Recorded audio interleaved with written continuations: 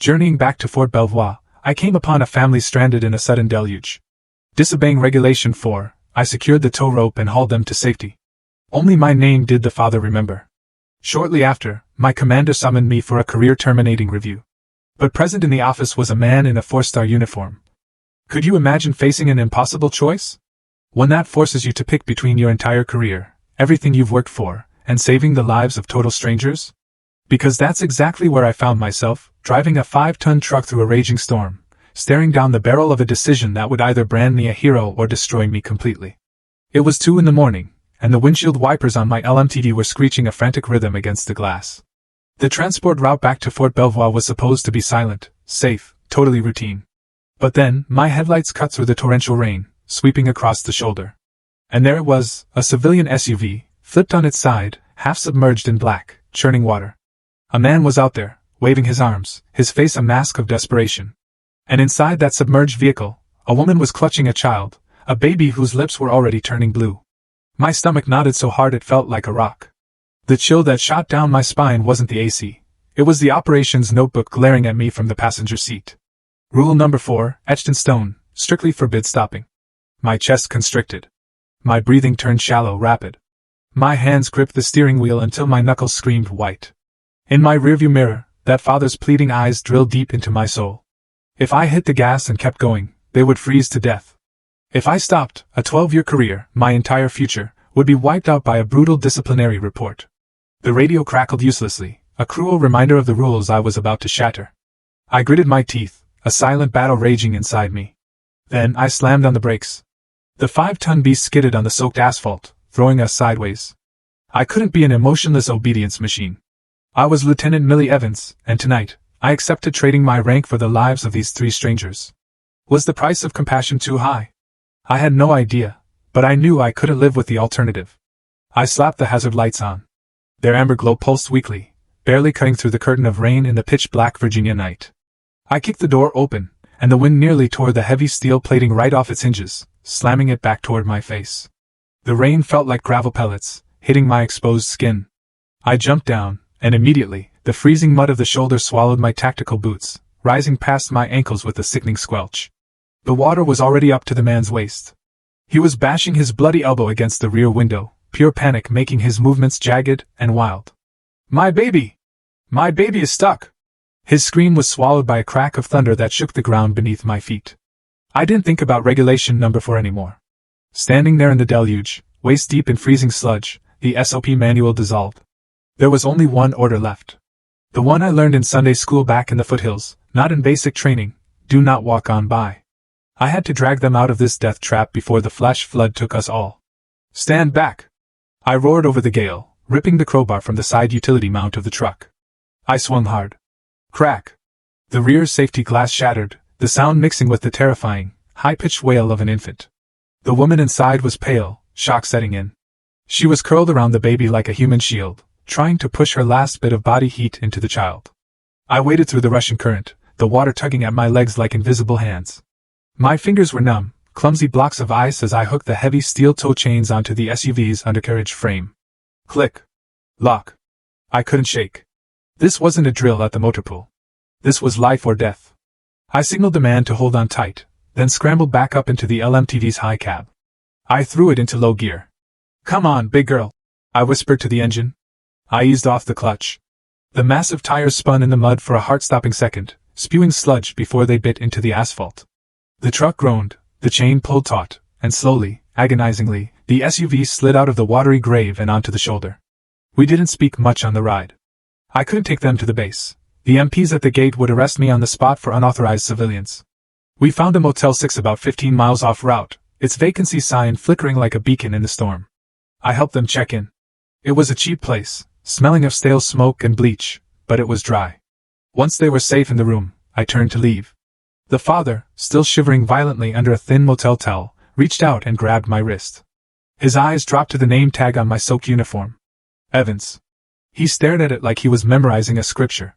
"You don't know what you just did, Lieutenant," he rasped, his voice breaking. "You saved my whole world." I forced a smile, but it felt crooked on my frozen face. "Just keep that baby warm. That's your only mission now." The walk back to the truck felt like the longest mile I'd ever walked. The cabin was empty now, silent, except for the drumming rain. It smelled of wet canvas, mud, and the metallic tang of adrenaline fading away. I sat there for a moment, my hands shaking uncontrollably now that the crisis was over. I checked the dashboard clock. 0430. I was 2 hours behind schedule. The military GPS system, the Blue Force tracker, didn't lie. It had logged every second of my unauthorized stop, every mile of my detour. It was all there, in digital red ink. I knew exactly what was waiting for me at the gates of Fort Belvoir. It wouldn't be a commendation. It wouldn't be a medal. It would be Colonel Briggs. I could almost see him in his office, sipping his Starbucks, waiting to tear me apart. I felt a sudden, crushing weight of loneliness in that cab. I needed to believe that somewhere outside of this army base, people still understood that human life comes before a rulebook. If you believe I made the right choice that night, please hit that like button to stand with me and tell me in the comments. Just type, I would, if you would have stopped your truck for them, too. Knowing I wasn't alone makes this easier. I started the engine, swallowing the bitter taste of bile in my throat. I had just played the Good Samaritan, just like the Bible said. But in the eyes of the U.S. Army, I had just become a deserter. I put the truck in gear and headed toward my execution. At 0600, the fist pounding on the door of my transient quarters wasn't a wake-up call. It was a summons. I hadn't even had time to peel off my soaked uniform or scrub the Virginia clay from my skin. 2 military police officers stood in the hallway, their faces stone cold. Colonel Briggs wants to see you, Lieutenant. Now. They marched me across the base like a criminal. I was still wearing the evidence of my crime. My tactical pants were heavy with dried mud. My boots squelched with every step, and my hair was plastered to my skull. We walked into the administration building, a glass and steel fortress that hummed with efficiency. The transition was brutal. Outside, the world was wet and chaotic. Inside Colonel Briggs's office, it was a climate-controlled sanctuary. The air conditioning was set to a crisp 68 degrees, humming softly. The room smelled expensive, not like the motor pool's burnt coffee, but like a fresh brew from a high-end machine.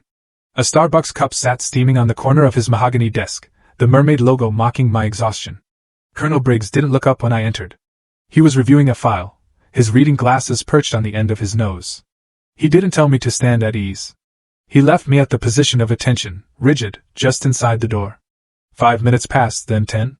The silence was a weapon. I started to shiver, the freezing AC cutting through my damp layers. A drop of muddy water fell from the hem of my jacket and landed on his pristine beige carpet with a soft blip. Then another blip.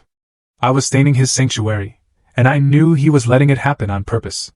A silent humiliation before the storm. Finally, 15 minutes in, Briggs took off his glasses. He looked at the puddle forming around my boots, then up at my face. His eyes were devoid of humanity. He looked at me the way one looks at a cockroach that has scurried into a clean kitchen. Lieutenant Evans, he said, his voice quiet, but sharp enough to cut glass. Do you labor under the delusion that the United States Army provides you with a $500,000 light-medium tactical vehicle so you can operate it as your personal Uber? I swallowed hard, my throat dry. Sir, there was a civilian vehicle overturned. A flash flood. There was an infant blue in the face. They were dying. Bam! Briggs slammed his open palm on the desk. The sound cracked through the room like a pistol shot. I flinched instinctively. I don't care if it was the President of the United States. Briggs roared, standing up. Procedure is procedure. You deviated 15 miles off your logged route. You put sensitive military cargo at risk because of some bleeding heart impulse. He walked around the desk, circling me like a shark. He stopped right next to my ear. I could smell his cologne, clean, expensive, overpowering the smell of swamp mud on me. You know, Evans, he whispered, his voice dripping with venom. I have always said that females have no place in tactical transport. You are a liability. You see a few tears and you forget your discipline. It's biology. You can't help your weak emotional nature. The insult hit me harder than the cold. He wasn't just attacking my decision. He was attacking my existence in this uniform. He was reducing 12 years of perfect service record down to my gender. You want to play Mother Teresa? He sneered, stepping back to look me up and down with disgust. Fine. But don't do it while wearing that flag on your shoulder. You are defiling it with your incompetence. I clenched my hands behind my back, my fingernails digging into my palms until I felt the skin break. I locked my knees. Do not cry, I told myself. Do not let him see you break. I would not give him that satisfaction. Briggs walked back to his desk and pulled a single sheet of paper from a folder. The header read, General Officer Memorandum of Reprimand. In the military, this is a career death sentence. It stays in your permanent file forever. It screams failure to every promotion board. Sign this, he said, his voice bored now, the rage replaced by bureaucratic coldness. As of this morning, you are stripped of your convoy command. Your driving privileges are revoked. He picked up a pen, a sleek silver thing, and tossed it at me. He didn't hand it to me, he tossed it. It hit my chest and clattered to the floor, landing right in the middle of the dirty puddle of water dripping from my clothes. From tomorrow, you will report to basement level, warehouse B, Briggs said, picking up his coffee and taking a slow, deliberate sip. Your new duty is inventory. We have a backlog of toilet paper and socks that need counting. Stay out of my sight until I decide if I'm going to kick you out of my army entirely. I looked down at the pen lying in the mud. I had saved 3 lives last night. A father, a mother, and a baby were alive right now because of me, and this was my reward.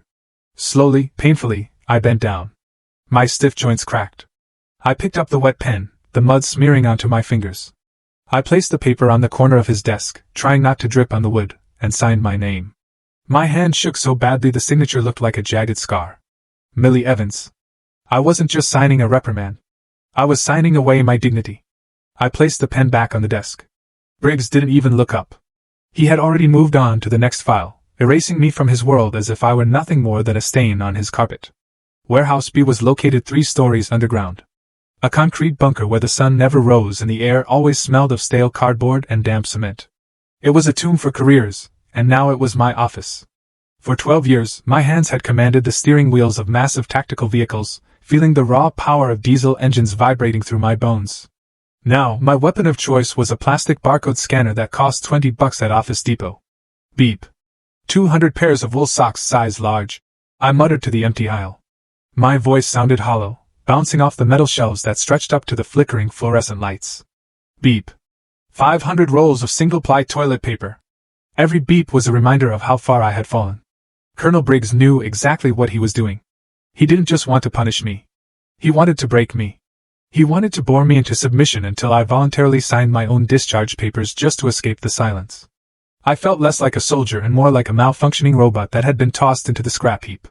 By 1200 hours, the silence was deafening. I needed to see human faces, even if they were hostile. I clocked out and headed up to the mess hall. The cafeteria was loud, a chaotic symphony of clattering trays and soldiers shouting over one another. But the moment I stepped into the serving line, the volume dropped. It wasn't total silence, but it was the kind of sudden hush that hits you in the gut. Heads turned, whispers rippled through the room like a contagion. I kept my eyes on my tray, loading it with a dry hamburger patty and a scoop of corn. I walked toward the back corner, looking for an empty table in the shadows. I almost made it. Heads up!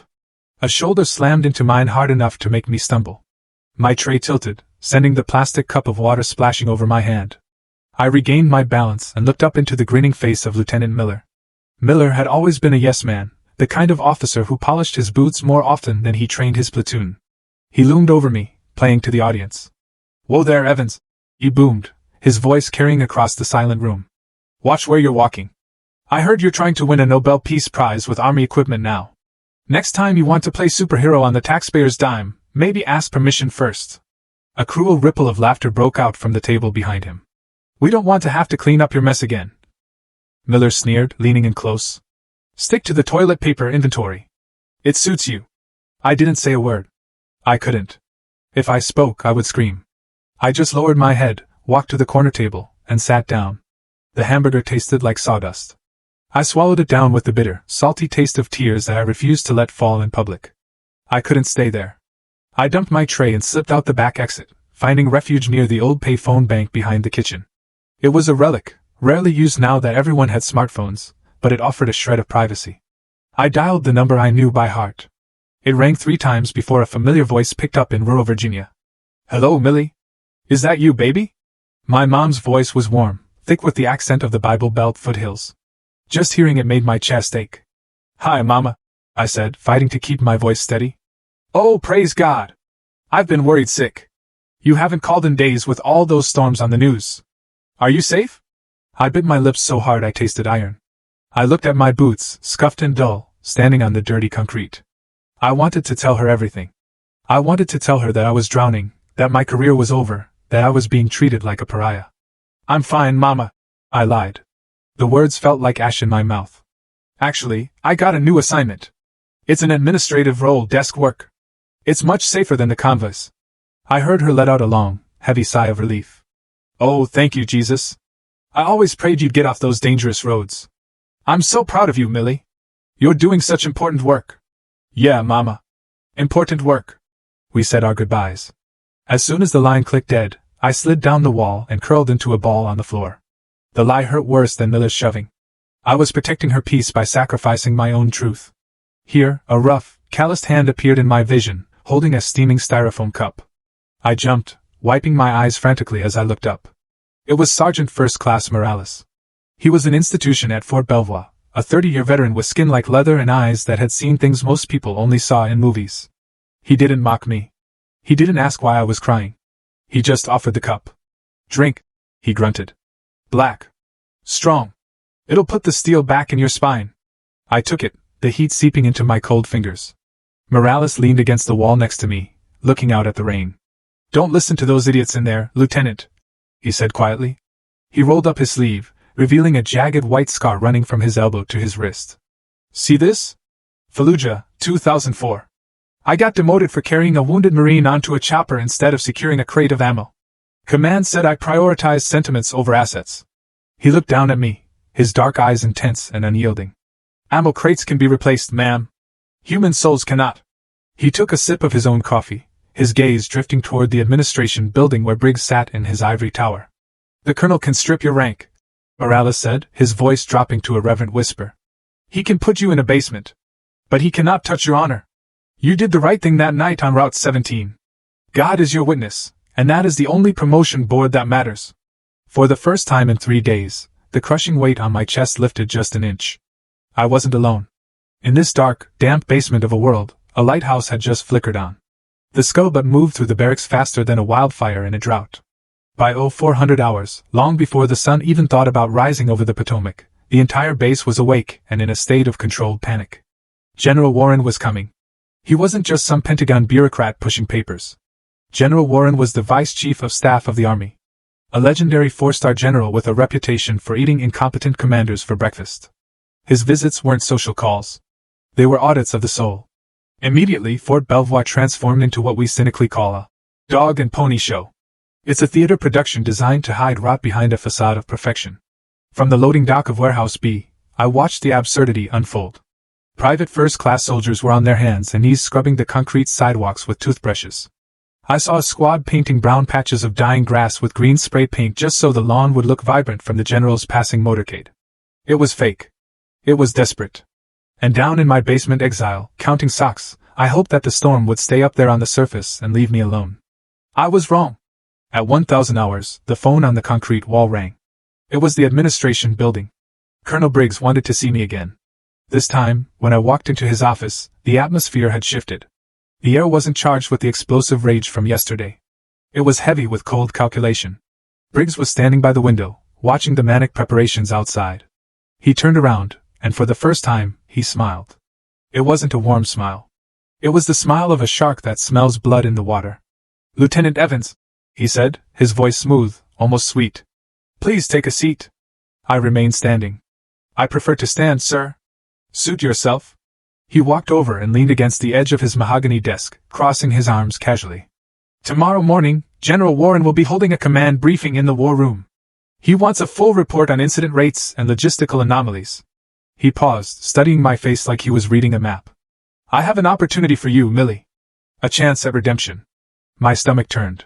He never used my first name. I want you to present the incident from the other night, he continued. But we need to frame it correctly. You will stand up there and you will tell the general that you had a lapse in judgment. You acted on emotion, panicked, and deviated from the route due to inexperience. He stepped closer, his voice dropping to a conspiratorial whisper, as if we were partners. And then you will say that thanks to my swift intervention and strict disciplinary guidance, the situation was contained, and protocol was restored. You are the example of a mistake. I am the example of the correction. Do you understand? I stared at him, horrified. He wanted me to purge myself.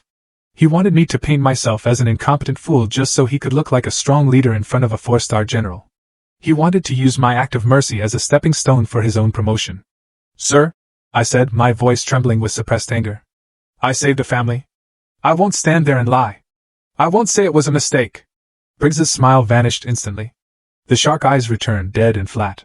Listen to me very carefully, Millie, he hissed, stepping into my personal space until I could smell the coffee on his breath. You have 18 years of service. You are exactly 2 years away from your 22-year mark.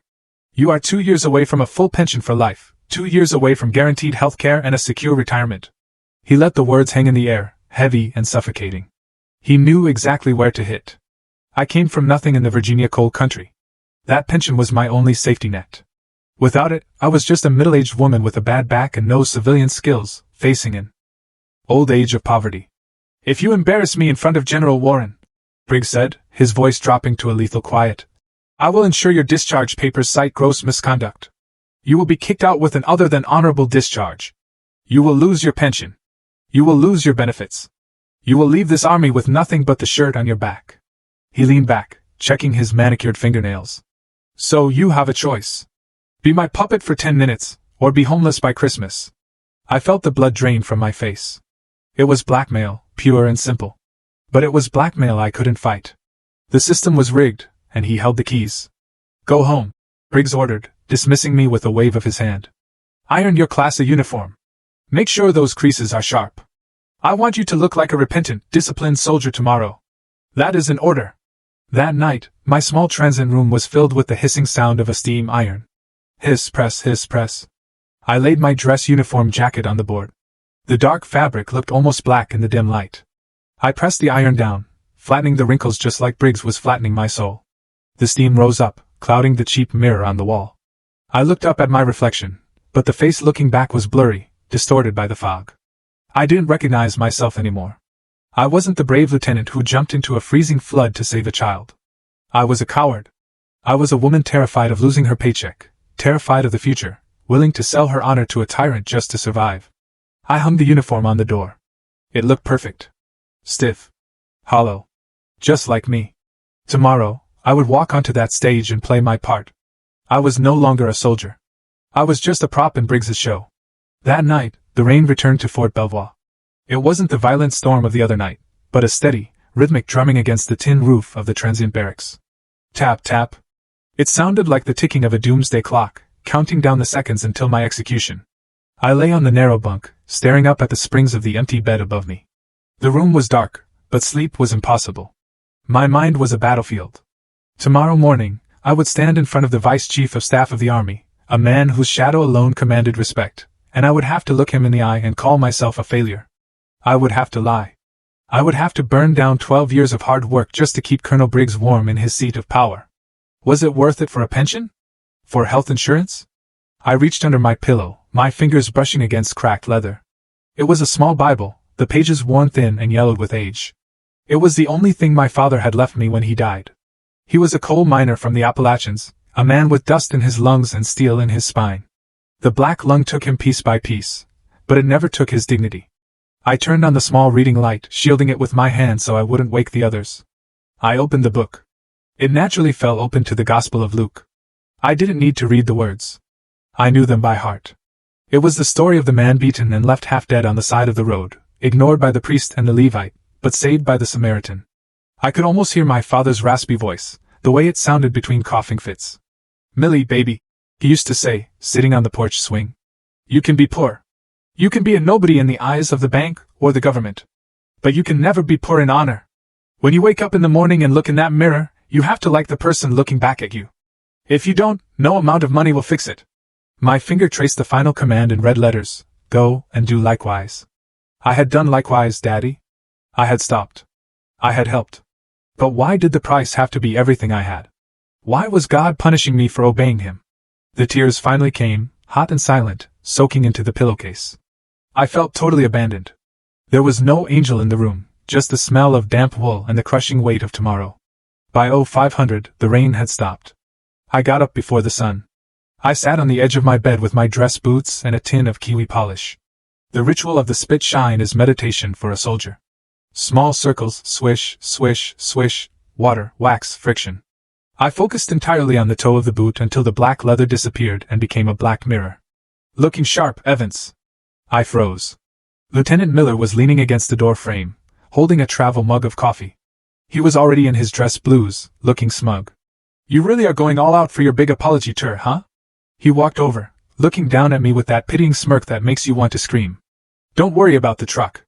Once Briggs kicks you to the curb, I promised him I'd take good care of your vehicle. Lieutenant Miller has a nice ring to it, don't you think?" He patted my shoulder, a condescending, heavy pat. "Come on, don't look so grim. Maybe soldiering just isn't in your DNA. You're a nice lady. Go back to Virginia. Find a husband. Settle down. Leave the heavy lifting to the men." Rage, white-hot and blinding, flared in my chest. I wanted to throw the boot at him. I wanted to scream that I could outdrive and outlift him any day of the week. But I didn't. I just looked at my reflection in the toe of the boot. "Go and do likewise." "Excuse me, Lieutenant," I said, my voice dead calm. "I have to finish getting ready." He laughed, shaking his head as he walked away. "Suit yourself. Break a leg out there." 0800 hours. The PA system crackled to life. "Attention on deck! General Warren's motorcade has passed the main gate." This was it. I stood up and walked to the mirror. I adjusted my tie, tightening the knot until it felt like a noose. I smoothed the jacket of my Class A uniform. The woman in the mirror looked tired. Her eyes were rimmed with red, her cheeks hollow, but the uniform was perfect. Sharp creases. Shiny brass. I took a deep breath, inhaling the smell of boot polish and the damp earth outside. I didn't know what was going to happen in that war room. I could lose my pension. I could lose my career. I could end up scanning groceries at Walmart for the rest of my life. But as I pushed open the heavy metal door of the barracks, something shifted. The storm had broken. The morning sun was cutting through the clouds, hitting the wet pavement and making it shine like diamonds. The light hit my face, warm and blinding. I blinked, and in that split second, the fear evaporated. It was replaced by a strange, cold clarity. I wasn't Briggs's puppet. I wasn't a female liability. I was the daughter of a coal miner who died with his soul intact. I was Lieutenant Millie Evans. I squared my shoulders, lifted my chin, and stepped out into the light. I was ready to face the fire. The war room was colder than a meat locker. I don't know if they kept the thermostat at 60 degrees to keep the servers from overheating or to keep the officers awake, but the chill cut right through my dress uniform. It was a sterile, windowless chamber dominated by a massive, polished mahogany table.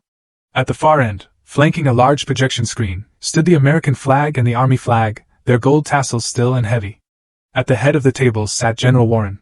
I had seen him on CNN and in official portraits, but seeing him in person was different. He didn't look like a movie general.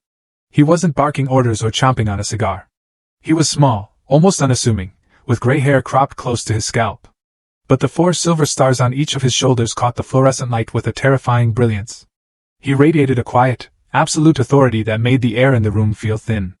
Around the table sat his staff, bird colonels and majors with clipboards, sitting frozen like statues. No one spoke, no one moved.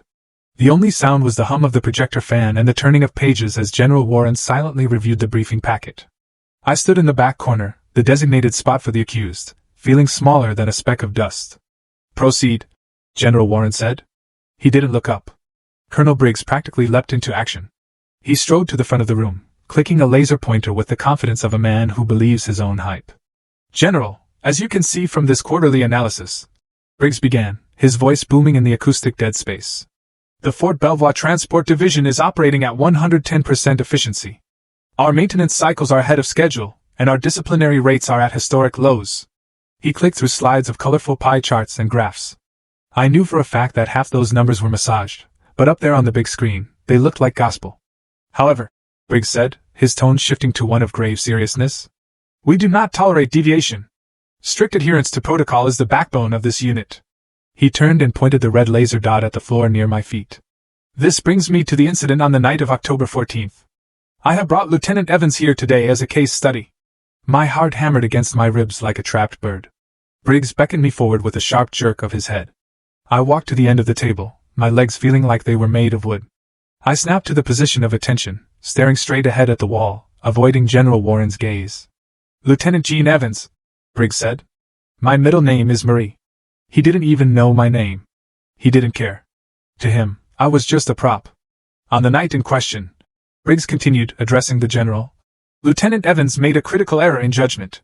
While transporting sensitive cargo, she allowed female emotion to override her training. She panicked during a storm, abandoned her designated route, and put the mission at risk. He paused for effect, letting the words, female emotion, hang in the air like a bad smell. It was a stupid mistake, Briggs said, using the word stupid right in front of the Vice Chief of Staff. A lapse caused by inexperience and a lack of fortitude. However, thanks to my immediate intervention and the issuance of a General Officer Memorandum of Reprimand, the situation was contained. Lieutenant Evans has accepted full responsibility and understands that her career is now under review. Briggs turned to me, his eyes bored into mine. I could see the threat written clearly in his gaze. Say it. Admit you were stupid. Save your pension. Lieutenant Briggs. He barked. Confirm for the General that your actions were a result of poor judgment and that you accept the disciplinary measures. I opened my mouth. The script was ready. Yes, sir. It was my fault, sir. I was scared, sir. I thought about the 2 years left until retirement. I thought about the health insurance I needed for my back. I thought about being homeless at 40. The fear was a physical weight pressing down on my lungs, suffocating me. In that moment, standing between a lie that would save me and a truth that could destroy me, I felt paralyzed.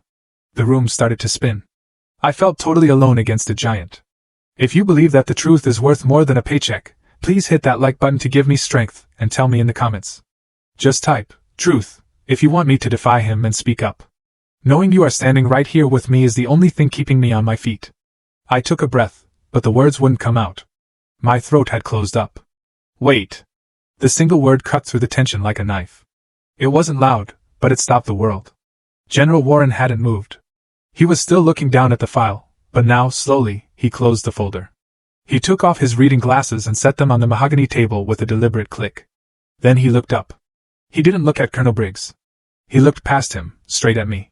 His eyes were still gray, sharp, and piercing, but they didn't hold the anger I expected. They were searching. It was a look of intense, almost unnerving recognition. Lieutenant Evans, the General said. His voice was quiet, but it carried a weight that made the hair on my arm stand up. Ignore the Colonel's flowery language for a moment. He pushed the Gomer paperwork, the career death sentence I had signed, to the side as if it were trash. I want to hear it from you, Evans. What exactly did you do at 0200 hours on October 14th on Route 17? Briggs turned pale. He stepped forward, trying to block the General's view of me. General, she is confused. She has already admitted. General Warren didn't even turn his head. He simply raised one hand, palm out, silencing Briggs instantly. I am asking your soldier, Colonel, Warren said, his voice dropping an octave. Deadly and cold. Not you. He locked eyes with me again, waiting. The silence in the room was deafening. The charade was cracking, and I was the only one holding the hammer. I swallowed hard, the sound loud in my own ears. My heart was hammering against my ribs so violently I thought everyone in the silent war room could hear it. Briggs was staring at me, his eyes wide and threatening, silently screaming at me to stick to the script. Say it. Say you were stupid. Save your pension. But I couldn't do it. Standing there under the glare of the Vice Chief of Staff, I realized that if I was going to lose my career today, I wasn't going to lose my soul with it. General, I said. My voice shook, but the words were clear. I did stop my vehicle unauthorized. Briggs nodded slightly, a smirk tugging at the corner of his mouth. He thought I was folding. But it wasn't a mistake due to inexperience. I continued, lifting my chin. I saw a civilian SUV overturned in a flash flood. The water was rising. There was a baby inside, blue from hypothermia. I used my LMTV to tow them to safety because if I hadn't, they would be dead right now. I locked eyes with General Warren, bracing myself for the explosion. Beside me, I heard Briggs inhale sharply, ready to interrupt, ready to bury me. But the explosion didn't come. General Warren didn't scream. He didn't order the MPs to drag me out. Instead, he slowly stood up. He walked around the massive mahogany table, his footsteps echoing on the polished floor. He stopped right in front of me. Lieutenant Evans, he said, his voice unreadable. I have 3 questions for you. Yes, sir. First, he said, holding up one finger. Was the sensitive military cargo you were hauling damaged or compromised in any way during this rescue? No, sir, I answered instantly. The seals remained intact.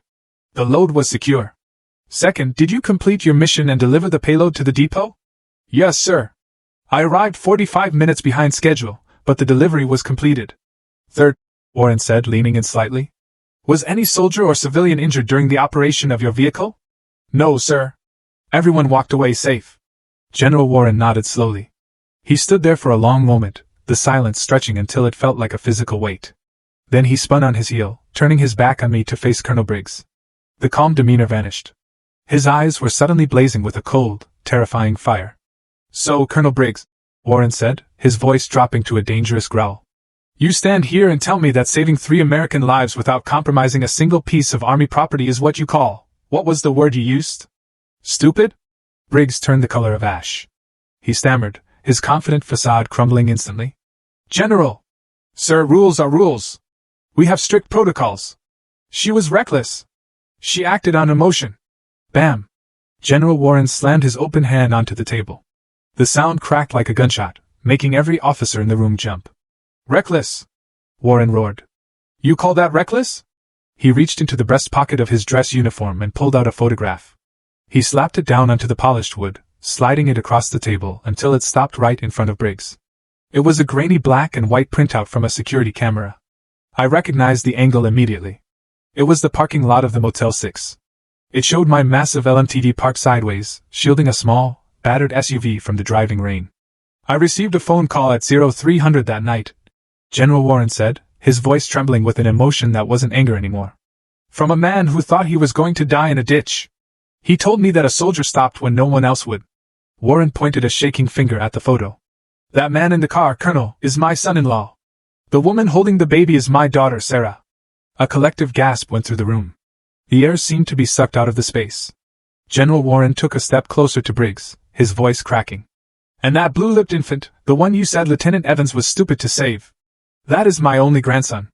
The silence that followed was absolute. Colonel Briggs looked like he had been punched in the gut. His mouth opened and closed like a fish out of water, but no sound came out. His hands were shaking so badly that the silver pen he was holding, the same laser pointer he had used to mock me, slipped from his sweaty fingers. It clattered loudly onto the floor, rolling away under the table. He looked at me, then at the general, terror flooding his eyes as the realization hit him. He hadn't just disciplined a soldier. He had tried to destroy the woman who saved his boss's family. General Warren turned away from Briggs as if he didn't exist. He walked back to me. The steel in his eyes melted away. He wasn't the vice chief of staff anymore. He was a grandfather. "My son-in-law told me they saw your name tag," Warren said softly. "He said you told him his only mission was to keep that baby warm." He reached out and placed a hand on my shoulder. It wasn't a formal gesture. It was a squeeze of pure, desperate gratitude. "You didn't break the rules, Lieutenant," he whispered, loud enough for the whole room to hear. "You rewrote the rule on humanity that your commander seems to have forgotten. You saved my whole world."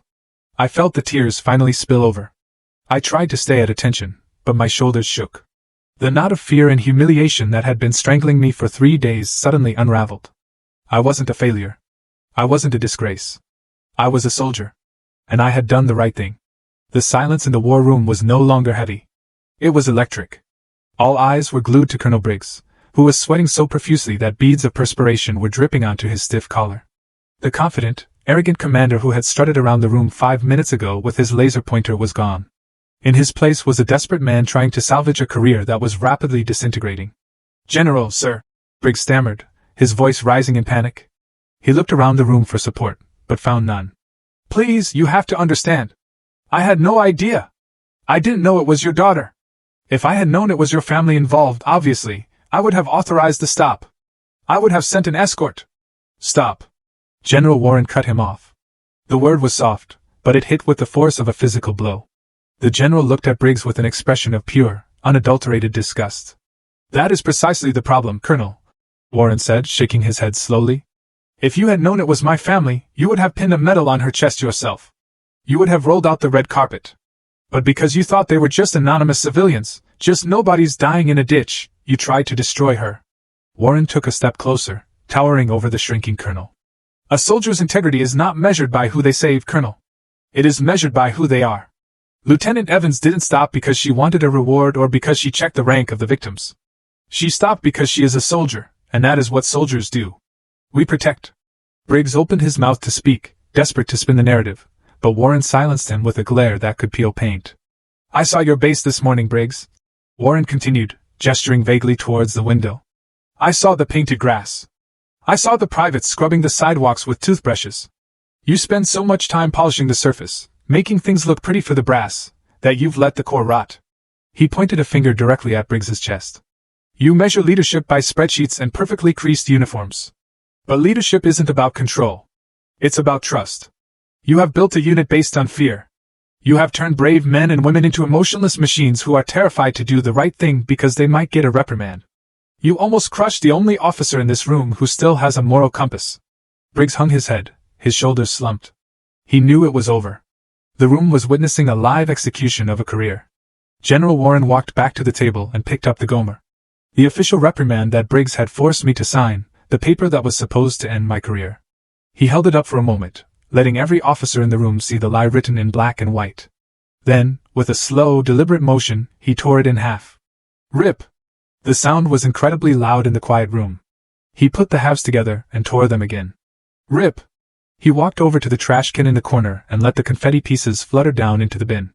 Colonel Briggs, Warren said, his voice cold and official. You are relieved of your command, effective immediately. You have 1 hour to clear out your desk. Briggs looked up, his face pale, his eyes hollow. General, where? Where will I go? Warren smiled. But there was no warmth in it. It was the smile of poetic justice. I have the perfect spot for a man who loves paperwork and procedures so much, Warren said. I am transferring you to the Records Archive Division at the Pentagon, basement level 4. It has no windows, Colonel, just miles of files and dust. You can count paper clips to your heart's content down there, Warren finished. At least in the basement, you can't hurt anyone else. Now get out of my sight. Briggs didn't salute. He couldn't. He just turned and walked out of the war room. He moved like an old man, his footsteps dragging on the polished floor. As he passed the table of staff officers, no one looked at him. No one offered a sympathetic glance. He was a ghost walking out of his own life. When the heavy door clicked shut behind him, the tension in the room finally broke. I looked around. The atmosphere had completely shifted. The other officers, majors, and lieutenant colonels who had looked at me with disdain or indifference just 10 minutes ago, were now looking at me differently. The contempt was gone, replaced by something I hadn't seen in a long time. Respect?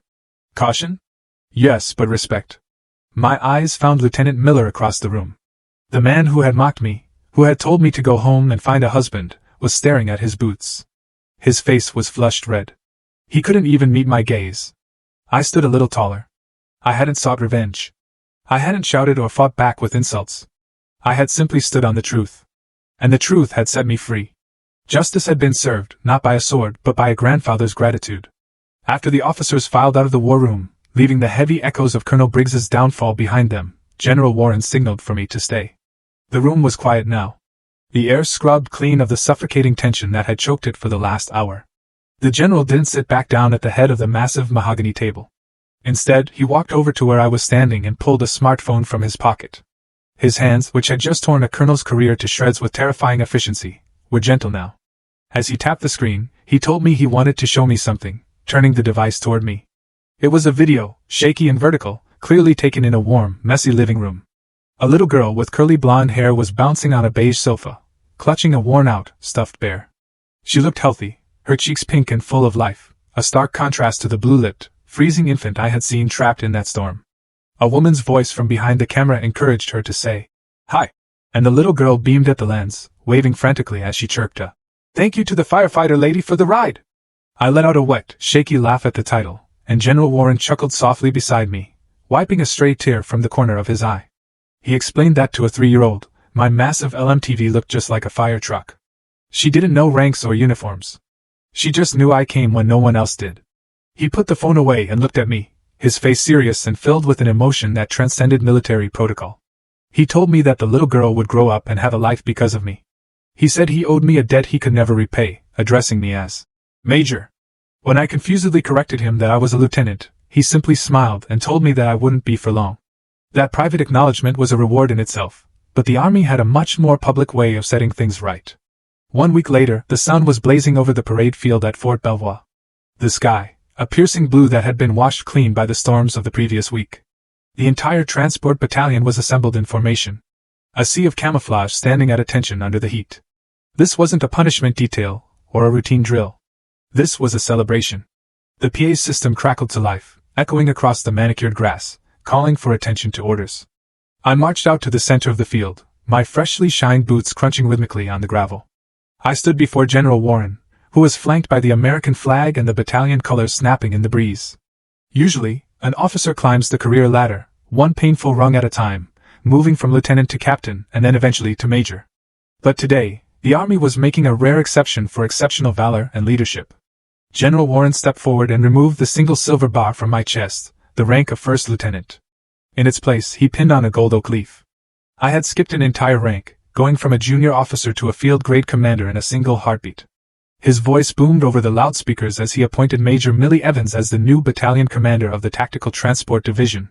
Leaning in close as he adjusted the collar of my uniform, he told me quietly that he didn't want another Briggs running this unit. He wanted someone who knew that people mattered more than paperwork, and he wanted my conscience to lead the battalion. However, the promotion wasn't the most significant news of the day.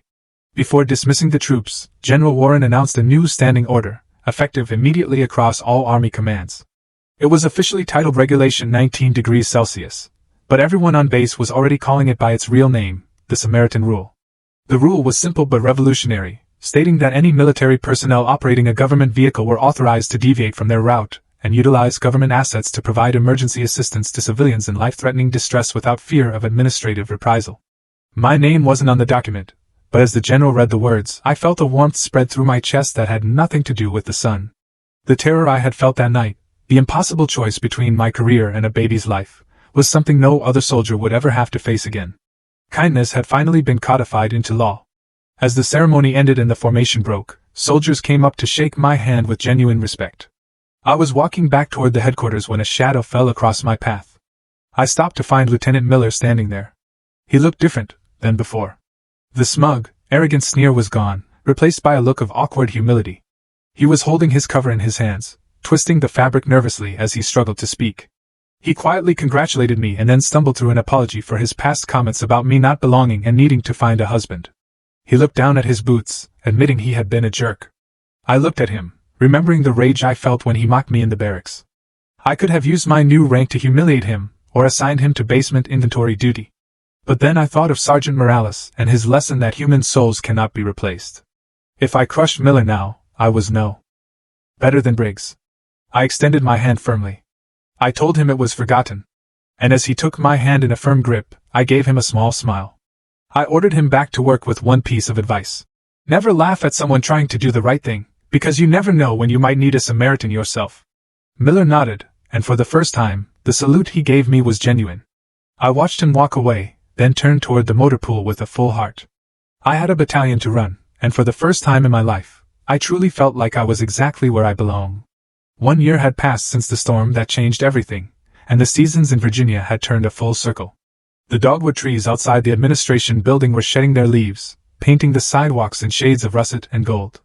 I sat behind the large mahogany desk, the same desk where Colonel Briggs used to sit and clean his fingernails while ignoring his soldiers. But the room felt different now. Under Briggs, this office had been a fortress, sealed tight with blinds drawn, and the air conditioning set to a meat-locker chill. Now, the windows were cracked open, letting in the crisp autumn breeze and the distant sounds of the motor pool. The expensive espresso machine was gone, replaced by a standard-issue drip coffee maker that gurgled happily in the corner. The pot was always full of hot, cheap coffee, and the door was always open. Soldiers didn't stand at rigid attention when they came in here anymore. They came to talk, to plan, and sometimes just to breathe. My unit, the Tactical Transport Division, had earned a new nickname around Fort Belvoir. They called us the Samaritan Squad. It wasn't official Army doctrine, but it was written on our hearts. In the last 12 months, my drivers had stopped to assist in over 50 roadside emergencies along the winding back roads of the Blue Ridge foothills. We had pulled cars out of ditches, changed tires for stranded grandmothers, and provided first aid at accident scenes until the paramedics arrived. We proved that you could deliver the Army's cargo on time and still carry hope to the people you swore to protect. I shifted in my chair, picking up a plain white envelope that had arrived in the morning mail. There was no military rank on the return address, just a name and a P.O. box in rural Ohio. It was from the man who had tried to destroy me. I unfolded the letter. The handwriting was familiar, but it looked different, shakier, less aggressive than the sharp signature I remembered on my reprimand. Former Colonel Briggs wasn't sitting in a Pentagon basement anymore. He had retired quietly 6 months ago. Now, he wrote, he was volunteering at a Red Cross distribution center. He described his days not as a commander barking orders, but as a worker moving crates of supplies for disaster relief. He talked about the backaches and the sweat, the physical toll of manual labor that he used to despise. But then came the lines that made me pause. He wrote that for the first time in 20 years, he was sleeping through the night. He admitted that the warehouse work was humbling, but it was honest. He thanked me for teaching him the hardest lesson of his life, that honor isn't something you wear on your shoulder loops. It's something you carry in your chest. He ended the letter asking for forgiveness for the arrogant old fool he used to be. I folded the paper slowly and placed it in my drawer. There was no bitterness left in me, only a quiet sense of peace. Forgiveness, I had learned, was never really for the other person. It was a gift you gave yourself to let go of the heavy baggage of hate. I hoped he found his redemption among those crates. I looked up at the only decoration on my desk. It wasn't a medal or a plaque or a certificate of commendation. It was a cheap black plastic frame holding a grainy, low-resolution photograph. General Warren had sent it to me a week after my promotion. It was a still frame printed from the security camera of the Motel 6 that night. The image was blurry, streaked with digital rain, and completely black and white. It showed a massive dark shape, my LMTV truck parked sideways across the frame. Tucked behind it, sheltered from the fury of the storm, was the small, fragile silhouette of the civilian SUV. It wasn't a beautiful picture. To anyone else, it just looked like a traffic jam in a storm. But to me, it was the most beautiful thing I owned. On the back, in his neat cursive script, the general had written, "For the days when the storms returned. So you never forget what real courage looks like." I traced the edge of the frame with my thumb. That photo was my compass. It reminded me that the biggest machine is nothing without a human heart behind the wheel. Outside, the sky began to darken. A gray curtain of clouds rolled over the Potomac, and the first drops of rain began to splatter against the window pane. It was starting again. Another Virginia storm was brewing, threatening to turn the dirt roads into rivers of mud. I stood up and walked to the window, looking down at the motor pool. The engines were roaring to life. A convoy of 20 LMTDs was lined up, their headlights cutting through the gloom, ready to transport supplies to the coast. I picked up the radio handset from my desk. The plastic felt cool and familiar in my palm. I keep the mic, my voice steady and calm. "Attention all Samaritan stations. This is Samaritan 6, I said, watching the rain intensify. "We have heavy weather incoming. The roads are going to be slick, and visibility will be near zero. Your mission is to get the payload to the destination." I paused, looking at the grainy photo on my desk one last time. "But remember your standing orders. Keep your eyes open. If you see someone in trouble, you stop. We don't leave anyone behind in the dark. Watch your 6 and drive safe. Samaritan 6 out." I hung up the radio and watched as the convoy began to roll out the gate, big wheels turning through the puddles. The storm was coming, loud and dangerous, just like it had a year ago. But this time, I wasn't afraid. I knew that no matter how dark the night got, we were the ones driving the lights. We were the ones carrying the fire. And that was a legacy worth more than any rank. You know, looking back at that rainy night on Route 17, I realized that we often confuse rank with leadership and rules with righteousness. But the truest test of character isn't what you do when the sun is shining and the general is watching. It's what you do in the dark when the only witness is your own conscience. We are all driving our own heavy trucks through life, focused on our deadlines and our paychecks. It is easy to just keep driving. But never let your schedule become more important than a human soul. Real honor isn't something that can be pinned on a uniform or framed on a wall. It is earned in the mud, by lifting others out of their storms. Always choose to be the Samaritan. Now, I want to turn the mic over to you. I know I'm not the only one who has faced a hard choice. Have you ever had to break a rule to do what you knew was right? Or maybe you were the one stuck in the ditch, praying for headlights to appear? Tell me what you think in the comments below. I really want to know.